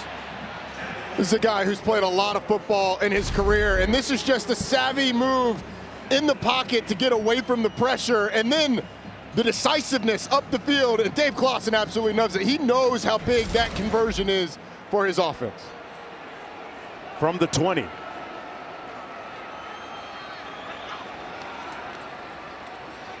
Here he is again, Claiborne. And the defense with a beat on that again. C.J. Clark making the tackle. From his defensive tackle spot, that's going to be a 2-yard gain on the play. Clark, the transfer from North Carolina State. C.J. Clark was an impact player at North Carolina State. NC State, a different defense. He played the nose in that 3-3-5 that Tony Gibson likes to run. He's been banged up this year, but they're excited about him getting healthy. Got some motion up front. Looked like it was number 62, Gordon, or one of them, Sharp. Ball start. Offense, number 62. 5-yard penalty. It's second down. Vontae Gordon. There's a look at Wake Forest in the red zone today. It's their second time there. Ended up with did not score in the first one.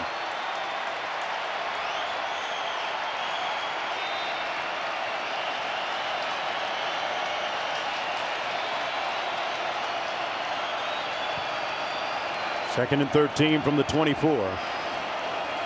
Pressure coming off the edge. Bachmeier with nowhere to go. He's going to be sacked all the way down at the 32 by Powell, who had that pick 6 earlier. I thought the pressure had Hank Bachmeier bring his eyes down towards the rush a little too quickly on that one. They actually picked it up fairly well. Dave Clawson is asking for something at the end of that.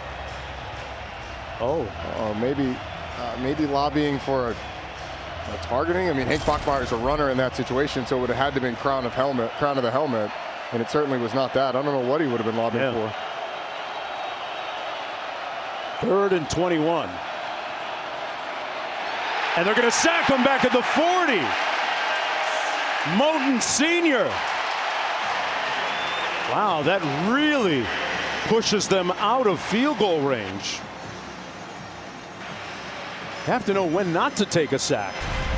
That one, he kind of had no choice. I mean, you've got Maui Noah going this way and Moten coming around.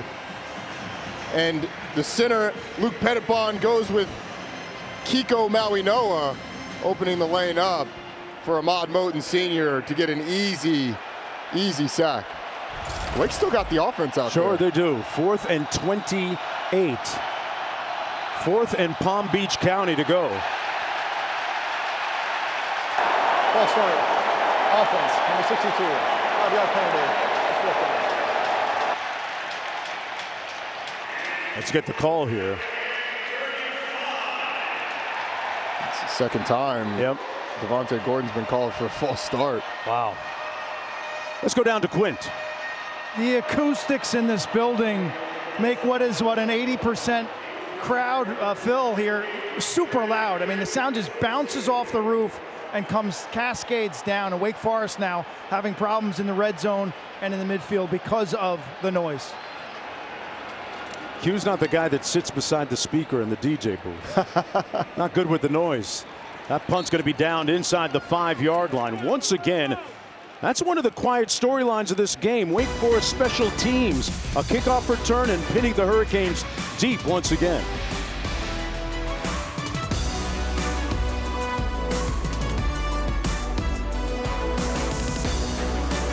For its RESPECT right now.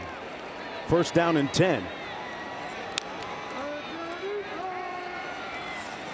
Martinez to pick up about 2 yards on the play. Miami kind of feels like they're in a little bit of a funk offensively. Yes. It doesn't feel like it did early in this game when they quickly moved down the field. You had the punt earlier and then the Restrepo fumble. Shannon Dawson, before that though, Shannon Dawson had dialed up some ball plays to have them moving a little bit, but now here they are backed up again. Restrepo in motion.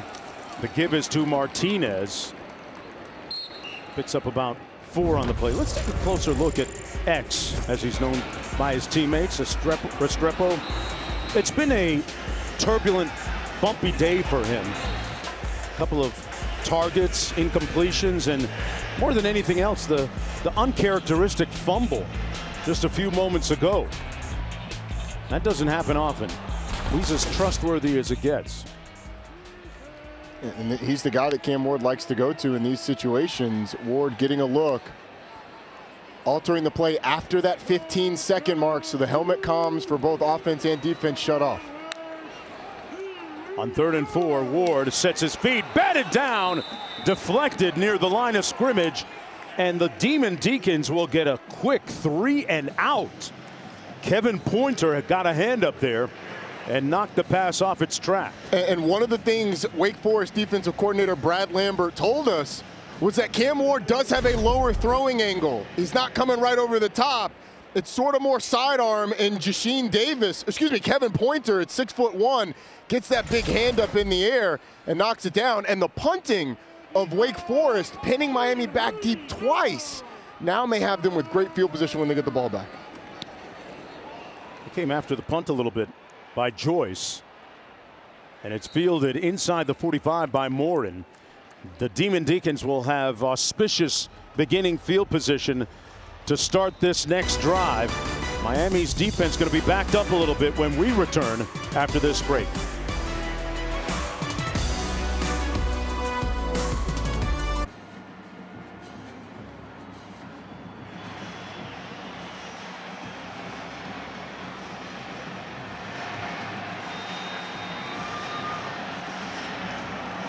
All right, back here with 51 seconds to go in the 3rd quarter.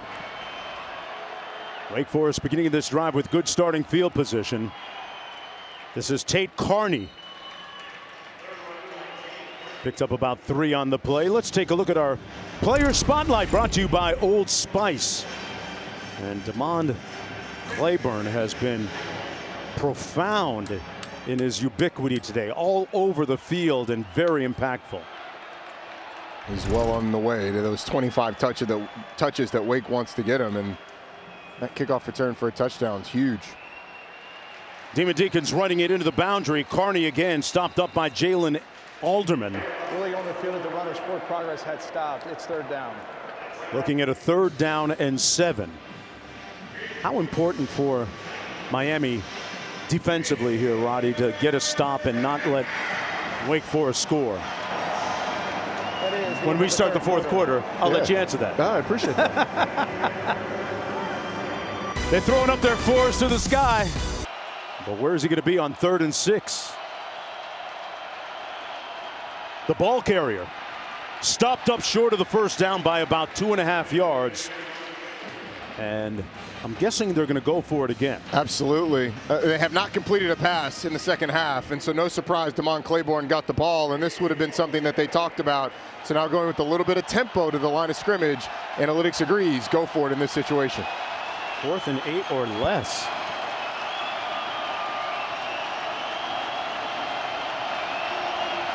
Bachmeier, pocket collapses, got crushed, sacked at the 46. And the Canes take over on downs. Their 4th sack of the day. Ruben Bain got there first.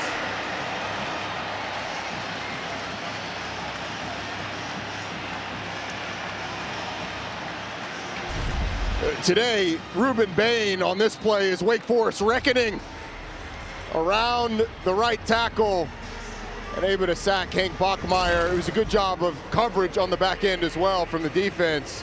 It's a defense that has really held Miami in this game. Wake Forest has had a couple of bites at the apple with opportunities to get points.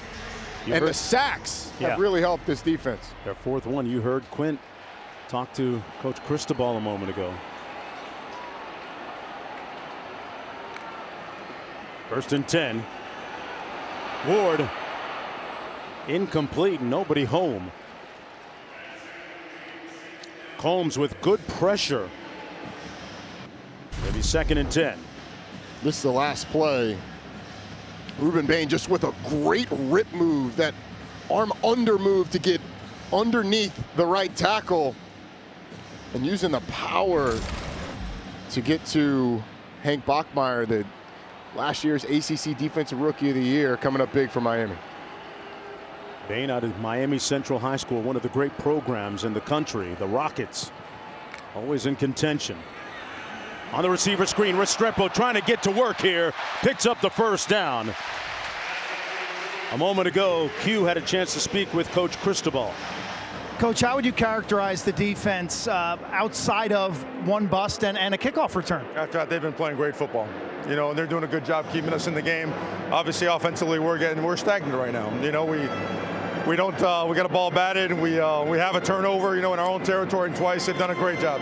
What do you say to Cam Ward to try to get out of that lull? Play our game. You know, play our game. Don't try to do too much. Just execute exactly what the system asks you to exercise. Thank you, Coach. Q a moment ago, Jacolby George almost reeled in that long pass from Cam Ward, but instead it's going to be 2nd down and 10. One more look at it here. Was it too far? It was just a little too far by Cam Ward. You saw George put the chain back in his jersey. Cam Ward bought his offensive line recently a lot of ice, put a lot of carrots on their neck as a show of solidarity and gratitude. Bursting through the hole is Jordan Lyle, and Lyle picked up about 9. Hey, I tell you what, if you're an offensive lineman, you look like Bugs Bunny, man, because you got a lot of carrots on your neck. Customized with their numbers for all the offensive linemen. It's a new world in the NIL era. Those pieces did not. False start. Offense. Not all 11 players were set prior to the snap. 5-yard penalty. It's 3rd down. You're not picking up those pieces at the Hialeah flea market. I mean, he had to go to a real spot to get that. Yeah, man. It's one of the places that the rappers rap about. Yeah. But it's the 2nd time Miami's been called for a false start because all 11 players weren't set. That's on the quarterback. It's your job to make sure that everybody's set, even when you're going tempo, so that you don't get called for it. Sets up a 3rd down and 6. Cam Ward still trying to impress some of those Heisman voters.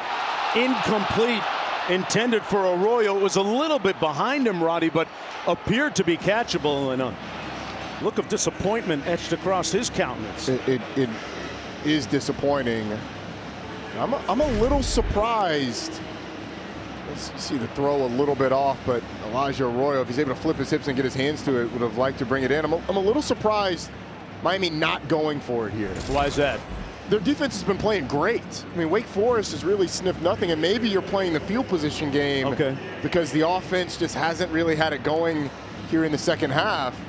So maybe you pin them deep here and then let your defense do its thing? You got the #1 offense in the country over the course of the season. Yeah, and the #1 team in terms of converting most times on 3rd down.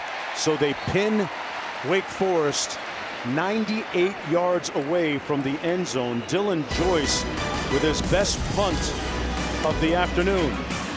39 yards in all. Back after this.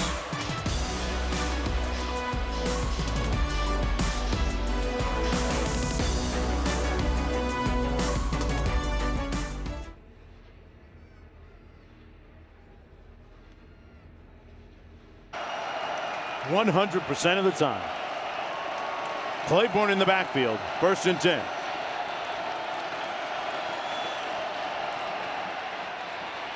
Bouncing it outside, then cuts up north-south. Miss Saint making the tackle. That's a 3-yard run. That is a tremendous run by Demond Claiborne. Yeah, you would know. Why is it different? Well, Ruben Bain's able to get penetration in the backfield, and the lateral quickness of Claiborne gets them to the edge and gets them a little bit of breathing room coming off the goal line. This is a Miami defense that forced a fumble when Louisville was backed up at the end of the 1st half, recovered it for a touchdown. That ended up being the difference in the game. Sets up a 2nd down and 7. Hurricane defense trying to pin Wake Forest deep here. They give it to Carney, and Carney sets up a 3rd down and a long 4. Pico making the tackle, along with Mesidor. Wake Forest still without a completion here in the 2nd half, and the number of sacks that Miami's been able to get, I mean, I think if you're Miami, you're daring Wake Forest to throw the football. Your defensive line has gotten after this offensive line, and if you're Wake, can you find a way to manufacture an easy completion for Hank Bachmeier? Not a good sign for Bachmeier that Claiborne remains on the sidelines. Carney in the backfield. Bachmeier rolls out. And is going to do it himself. He didn't pick up enough yardage. He tried to sell it and roll forward, but that's going to set up a 4th down. Kiko making the tackle for the Hurricanes. 4th and short, and in comes the punt unit. So it plays out the way that Miami preferred it to after electing to punt, Roddy, on the previous series. Yeah, and this is why you do it. You do it for great field position. When you look at Wake Forest, Ivan Mora has been really good punting the football. And if you've got a boomer in you, Mora, Wake Forest needs it here. 7th punt of the game. Ray Joseph at his own 45. A short punt that bounces at the 48. Takes a Hurricane bounce all the way to the 43. Where it'll be 1st and 10 for the Heisman candidate Cam Ward. After Cam Ward, the trigger man, hands it off to his tailback. That's Fletcher breaking it in the clear. And Fletcher inside the 15. Boy, maybe that'll catalyze a little action for the Canes.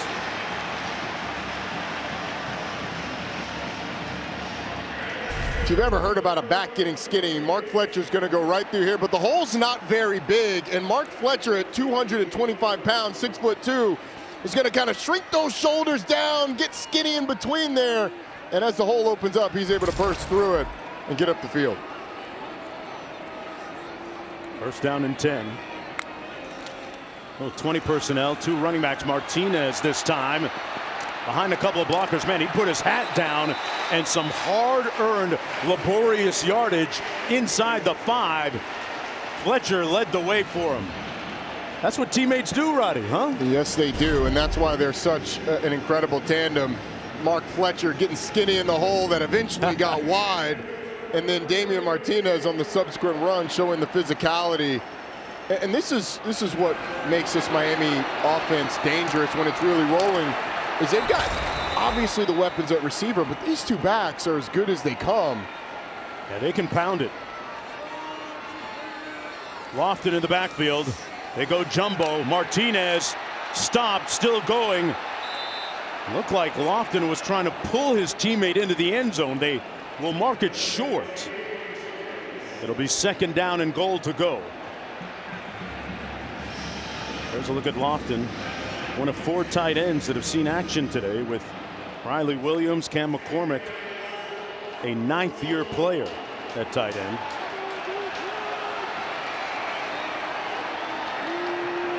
Martinez, the tailback. It's his time. Stopped short again. Branson Combs came launching in there to make the stop. And it's 3rd and goal, Roddy. There were a lot of bodies there for Branson Combs to manage, but watch how he manages this. It just kind of goes over the guard into the backfield and makes the tackle. It's a really good job by the transfer from Southern Illinois. Guy that they really hit on coming from a lower level. Here we go on 3rd and goal for the Canes.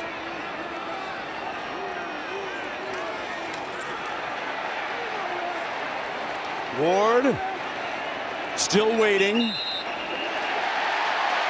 Touchdown, Miami.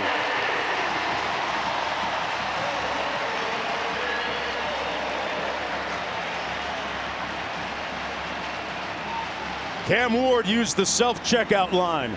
Did it himself. And it's 26-14. Miami going to go for 2, trying to make it a 14-point game, a 2-touchdown, 2 extra point game. Going on the field of a touchdown. It's under further review.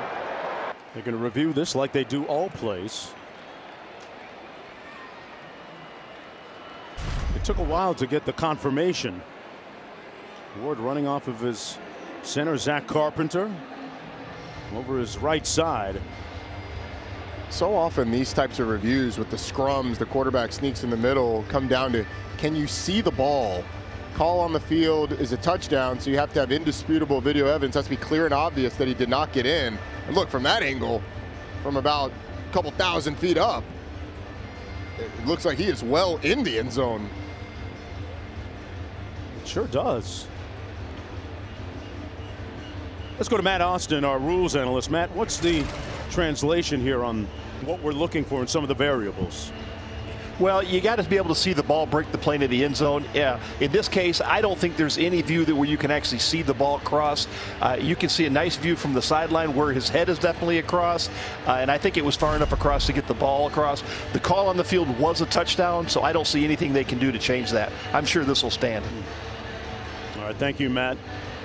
For further review, the ruling on the field stands. Touchdown. Touchdown stands. They confirm the call on the field. So Miami looking at the extra point now. They will go for 2. That review gave Miami extra time to give all the tips and reminders for this 2-point play.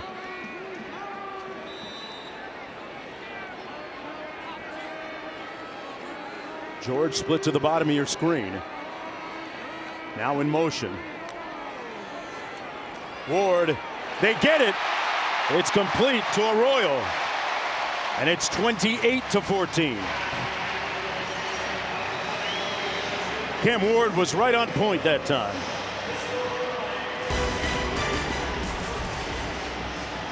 Let's go to Matt Austin for more on that play.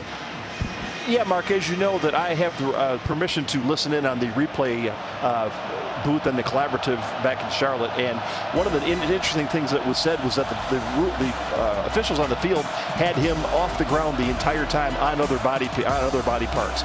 So no body part down that they could see, so I think that contributed to this fans call.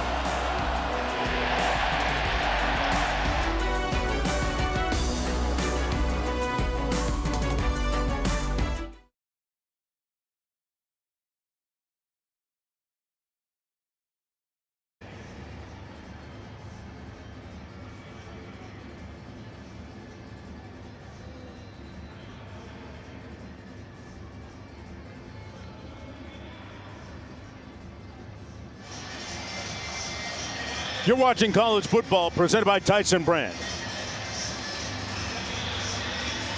28-14 Hurricanes extending their lead to a couple of scores.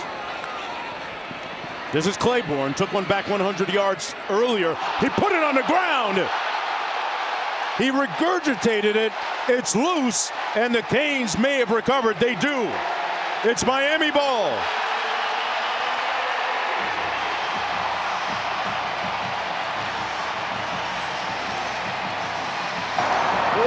A fumble made by the kicking team. First down, Miami. A huge break for the Hurricanes.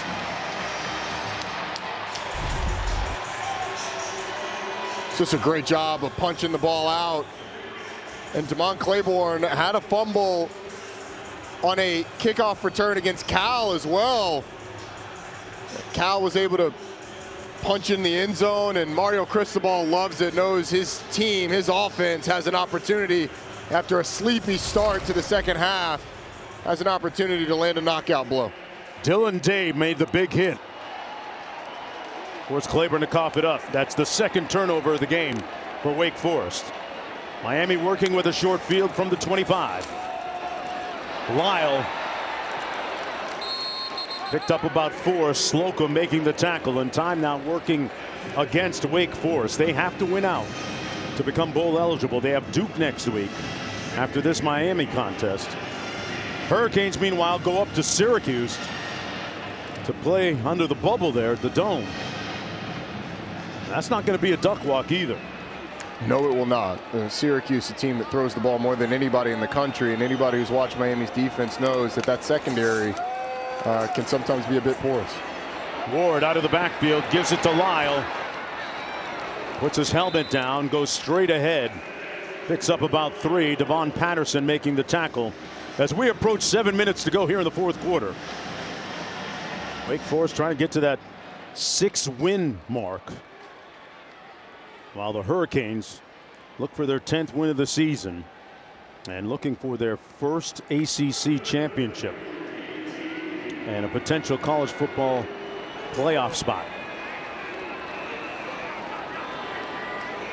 Cam Ward has been all about football, always has been. And they learned that quickly on campus at Coral Gables. Hands it off to his tailback. A burst. He lacerates that front and scores it. Touchdown, Lyle.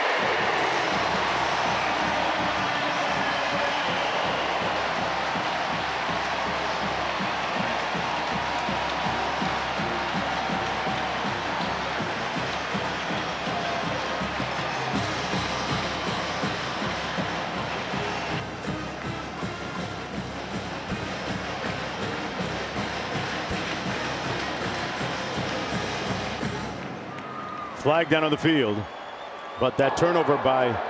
Result of the play is a touchdown after the play and sportsmanlike conduct, taunting. Offense number 21. A 15-yard penalty will be administered on the kickoff. Michael Irvin doesn't seem too upset. That's all I need to know. And I'm with him. 100. Jordan Lyle gets in the end zone. Can't stand over another player. He really went for it. Here's the thing, though. I don't hate it. Miami's got to play with a little attitude, a little edge, a little emotion. And Jordan Lyle ran with all of that as well. This is the U that invented, folks, swag in college football.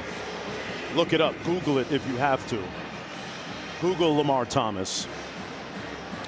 Google Gino Torretta. Google this guy, the playmaker, Michael Irvin. He had a celebration or two in his day. Google Ed Reed. Google Luke Campbell. Randall Hill. Google him. And you know, the thing about this Miami team is you're now in a place where it's all about survive and advance. Yes. Win the game, move on. And it wasn't always a beautiful performance offensively or defensively. I give this defense a lot of credit, though. They really settled down at halftime and have been tremendous in the second half. They've been the story of the game for the Hurricanes, right? They have. Wake Forest, 17 yards of offense in the second half so far. Still, Wake Forest still has not completed a single pass in the second half. And Demond Claiborne had a 17-yard run on his first run of the game. They shut his water, the longest of the day. They shut his water off here in the second half. 19 carries for 62 yards. There's 17 on the first one. I've seen people hang that blue note on people's doors. Kick comes down at the 38-yard line. Let's take a look at today's road test, brought to you by Goodyear. And this is the fumble that set up the score a moment ago.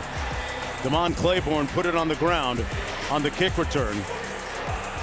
And his reaction, Roddy, speaks volumes. Just disappointment. When you have those as a running back or a kick returner, you're just thinking, man, one little slip and it didn't go my way. One little moment of letting the ball get away from your body and not paying attention close enough it cost you as you get Michael Kern, the backup now in the game for Wake Forest. We saw some action in the second half, beginning in the third quarter when Bachmeier injured his shoulder, and the result looking the same here. Sacked. Messidor with the tackle that time. Drop back passing, that's not Wake Forest's game. They like to throw off of those RPOs. They like to do that slow mesh to push the ball down the field. Helps that offensive line get double teams to hold the defensive line at bay, slows down the backers, but Miami's been teeing off. They're coming after a fresh quarterback who makes it out to the 42-yard line. I'm down to the 38, pardon me. Hey, our Week 13 ACC Network football lineup continues this afternoon with the 127th big game between Stanford and Cal at 3:30 Eastern, and we'll cap the night with Virginia Tech Duke at 8. Both games also available on the ESPN app, so you can watch anywhere. Wish we could get a microphone on our producer, Kim Belton, so we could ask him about the big game being the 3:30 ACC Network game. Still feels weird. Sure does. What a great rivalry. One of the best in college football. That's Lodge with the catch. Both Kim and Rodney Gilmore, it's another former Stanford football player on staff with us at ESPN. He was on the field for that game. Yeah. Rod, I'm sorry to bring it up. My partner, Roddy, did. Oh, no. Oh, sorry. Hey, You were I didn't mean to throw you under the bus that He quickly. was a part of history. He was. Yeah, you did throw me under the bus real quick. First and 10. I think Rod claims that he was signing autographs when Cal returned that kickoff for a touchdown. That's right, he has. Behind the bench. Yeah. Thought it was over like many people did. Pass intended for Donovan Green, who's been conspicuous by his silence here today. Had almost 400 yards coming into the game this afternoon. Donovan Green, a guy that's been banged up a lot, but Wake Forest just hasn't had the opportunities or hasn't taken the shots down the field to even test these corners, their ability to play the ball in the air with their big receivers. They run it between the tackles again. A strong run by Tate Carney. He dragged a defender, Michael Powell, a couple of yards. Sets up a 3rd down and 1. Under 4.5 minutes to play. Wake Forest working expediently here. And Miami's going to call a timeout. Timeout. Miami. It'll be 30 seconds. Trying to substitute, and Mario Cristobal deciding to burn one of his 3 remaining timeouts. Really? Right in the neighborhood. You know, if this game gets over soon, I might be able to catch 10 o'clock service tomorrow. 10 o'clock? I mean, you should be able to make that no matter what. Hey, Miami Knights. There you go. Yes, sir. Well, the Hurricanes turned the beat around. I'll catch Pastor Arthur Jackson III a little bit later in flight to the next game.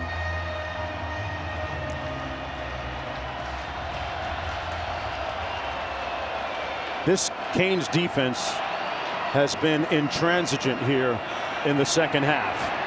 And they come up with another stop on 3rd and 1, intended for Micah Mays Jr. Sets up 4th down.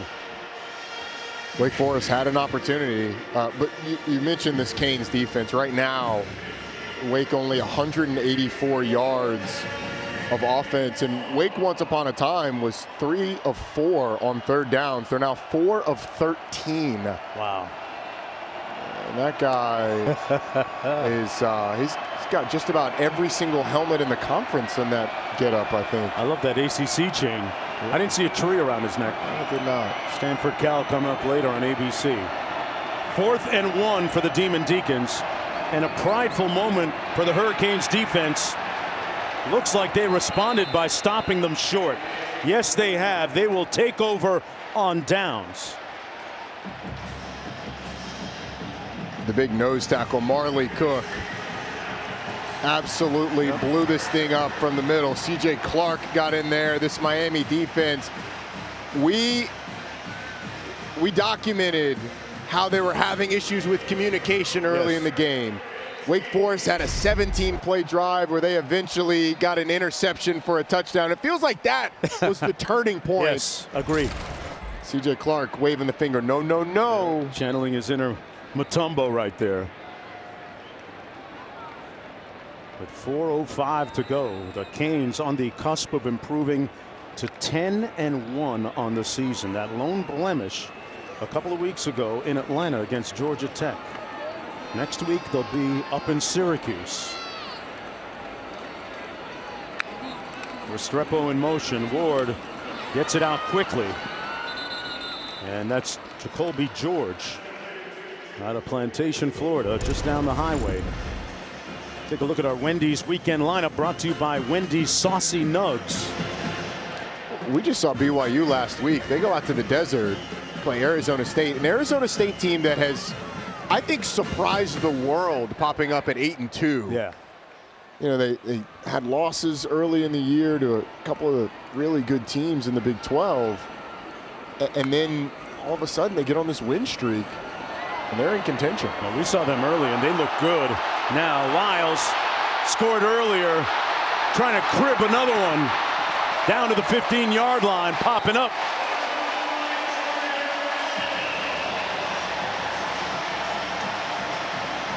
Like Carroll City resident Rick Ross would say, every day I'm hustling, and he was hustling here.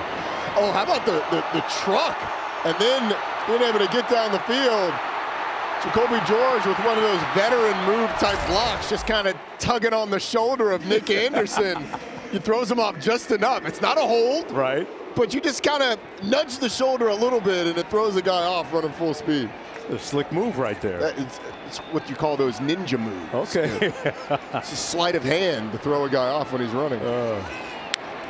Tell you what, Lyle had some good moments rushing the football. He and Martinez and Fletcher. Let's take one more look at that ninja move. Oh, there it is. Just a little bit. Just Just, and you see how much it throws off Nick Anderson. I mean, you try sprinting full speed and then have somebody tug your shoulder. And that's not a penalty. It is not. It is not. It's probably borderline, but it is not. Hey, man. Got to win those margins. Really grab. He just kind of slapped him on the shoulder. By any means necessary, Roddy Jones. 2nd and 9 coming up with a timeout down on the field as the clock winds down to the 2-minute timeout. Mario Cristobal's team. This is the 2-minute timeout. They flushed it out during the bye week. Got that odious taste away from losing against Georgia Tech and responded in kind here this afternoon. Timeout. We'll be right back after this.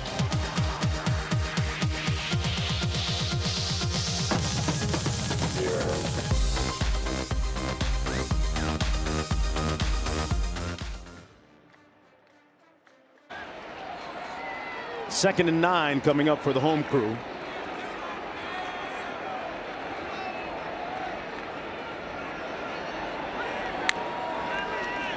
Ward gets it out on the receiver screen, and what a run. George, touchdown, Canes.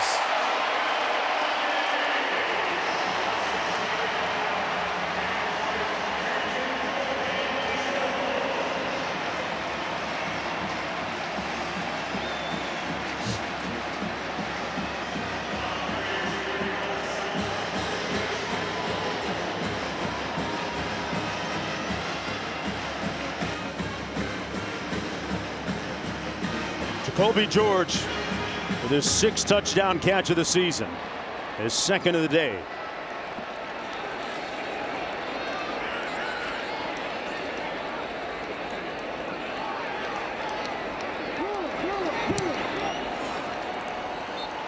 The extra point is good. The count up to 42-14. Roddy, we came into the day talking about Cam Ward able perhaps to make a lasting impression, one more on the Heisman voters. How would you characterize the type of impression that he's made today? It's been an uneven day, I think, for Cam Ward and for this Miami offense in total. 2 touchdown passes, the interception ill-advised, but ultimately 280 yards of offense. It's not going to be the thing that solidifies it for them, that's for sure. But the most important thing is they win the football game, and you'll have an opportunity next week against Syracuse to continue that charge. And then if you win that, you have an opportunity in a spot that's massive where the whole world's going to be watching in the ACC championship game against likely SMU to really give a final push for the Heisman, a final chance to convince voters who might be on the fence. I love the new college football playoff format because it opens up the field. It becomes that much more compelling and intriguing. And don't forget, coming up next, BYU at Arizona State. Both those teams in the hunt with Colorado in the Big Ten. I think eventually the Big 12 champion will jump Boise State. Okay. And so Boise State likely going to be either the 12 seed or wherever they're seated. If they're, let's say they're seated at 11, okay, and the Big 12 champions at 10, then they would be the 11 seed. So it certainly will be interesting. Love it. Love the format. Said it a moment ago. McClinsky in the ball game now, quarterback for Wake Forest, taking over from Kern, who relieved Bachmeier. And that Hurricane defense treating Wake Forest like the red thing around the baloney right now, and especially in this final quarter. They have been staunch. When's the last time you had bologna? Hey, man, you don't know about fried bologna sandwiches? I know about them. Okay. When's the last time you had Hey, man, I didn't always have a little money in my pocket. SMU right now is up huge, Roddy, in their game.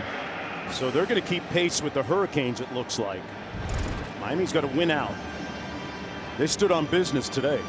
So as you saw, that first line under SMU win one of the last two. They're winning today and will clinch a spot in the championship game. What a year for them. What a year. What Rhett Lashley has done has been one of the most egregiously under-talked about things in the entire country. Yes. Well, it sure has. Ty Clark on the run with 20 seconds to go, and that'll pretty much do it. It's a Miami team that I think there's some questions about where they stand in the national picture, especially with the way that they played. This game felt like the Duke game where it was closer than the final score indicated. True. But at the end of the day, Miami wins out and they're going to get a spot. And when you've got Cam Ward, you've got a shot. Always in the hunt.